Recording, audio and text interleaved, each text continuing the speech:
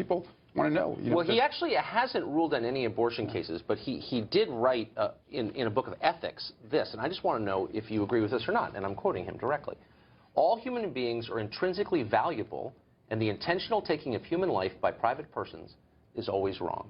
Do you believe that? All human beings are intrinsically valuable. However, Roe v. Wade says that a woman has a right to make a decision about her own health care. Okay, but I'm not asking about Roe v. Wade. I'm asking you to assess what he has said here, not about Roe v. Wade, but just a general statement. All human beings are intrinsically valuable. You agree with that.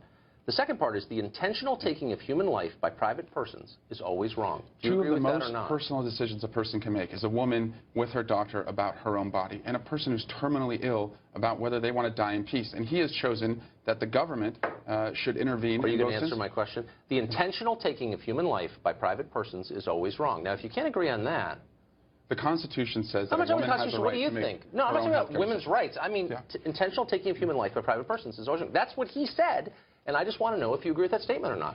What he has shown in his legal career Are you really afraid to say the intentional taking of life is wrong? No, of course not. I was a prosecutor. I prosecuted people for intentionally taking life. But you won't agree with this because you're afraid of the abortion lobby and like, ooh, you're anti-abortion if you're against the intentional taking of human life? I mean, come on. I believe a woman has a right to make her own decision about her own health care. Do you think it is the taking of a human life, abortion?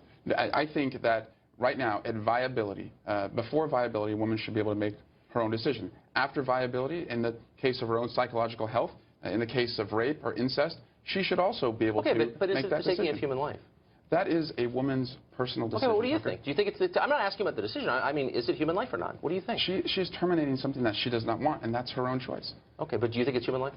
I think at viability, a baby, should be decided by the woman. She's the one who has to have it. But you brought it up. That's why I'm pressing you. But do you think before viability it's a human life or something else?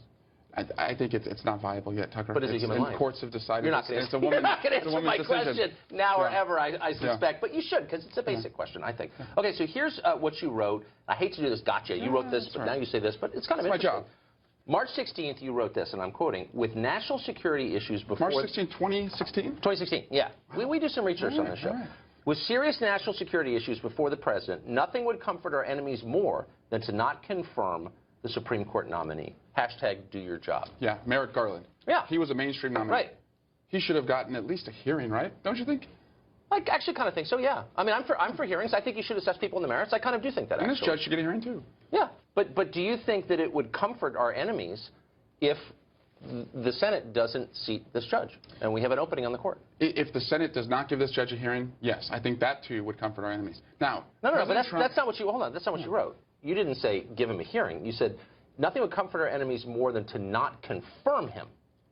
And do you feel that way about this guy, or is it just totally situational? It's only Democrats. A mainstream judge. And the jury is still out on... You didn't say mainstream judge. I mean, do you think that... What do you think our enemies... What do you think our enemies... Give me 160. Good line. But what do you think our enemies think of this? I mean, if Democrats go out and say, no, under no circumstances, I don't even know how to pronounce his name, but I'm against him. I think Americans think that this president has the thinnest margin, one that's thinner than his skin, than any president in recent history. He lost the popular vote by 3 million votes. So he should at least get 68 votes in the Senate. President Obama had 60 more electoral votes in his first term, won the popular vote, and his first nominee, she got 68 votes in the Senate. That's a good but I mean, standard. I get what you're saying. It makes a kind of sense, but if you think about it, it doesn't. It kind of falls apart. I mean, President Clinton never got to 50% of the popular vote. The majority of the country didn't vote for him. But he won it. Well, Trump won it. Okay. No, he didn't win the popular vote. No, but he won the election. And actually, the election's not based, as you know, since you're an office holder, on the popular vote. It's electoral vote. Sure. But the point is, if it's a moral question, Clinton never got to 50%, and there were people who said, oh, he's not legitimate, but I always thought that's so stupid. He won the election, so why doesn't the same standard apply to Trump? Because you don't like Trump, I guess, right? I think it's about mandates. I think, if you overwhelmingly won the popular vote, if you overwhelmingly won the Electoral College, as President Obama did, he still put a consensus candidate forward who got 68 votes. So there are degrees of victory?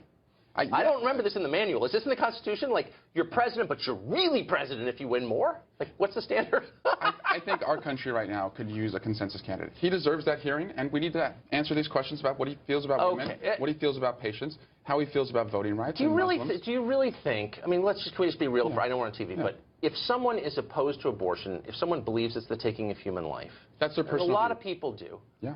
If you think it's actually killing somebody, you're not going to be for it being legal. You're just not. It doesn't make any sense, okay, rationally. But that doesn't mean you're against women. A lot of women feel that way. I know a lot of women who don't think abortion should be legal because they think it's murder. Are they against women? Like, let's be real. It's a personal view. A lot of people at my church at home in Livermore, California, they hold an opposing view to me. Are they but against he's a women? judge.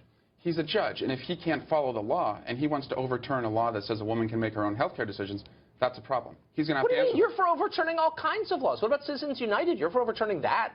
Through the constitutional process. Okay, but what if this judge through the constitutional process was for overturning Roe v. Wade? All of a sudden he's some kind of moral criminal? Well, he's supposed to be not an activist judge, but someone that follows the law, and I hope he does. Well, but if he was for overturning Citizens United, he wouldn't be an activist judge. He'd be for the people, right? Let's set a standard and stick to it. How's that? He can hold his own personal opinions, but he has to carry out the precedent that has already been set, and that says a woman rights to choose should not. But I'm just trying to be consistent here, just for fun. Yeah. So you think it's wrong to try to overturn Roe v. Wade, but it's totally okay to try to overturn Citizens United. Why is that? If you go through the constitutional process. But on both. Eric Swalwell is seen as one of the biggest jokes in the Democratic Party, but as we can see from this interview, he's always been a joke.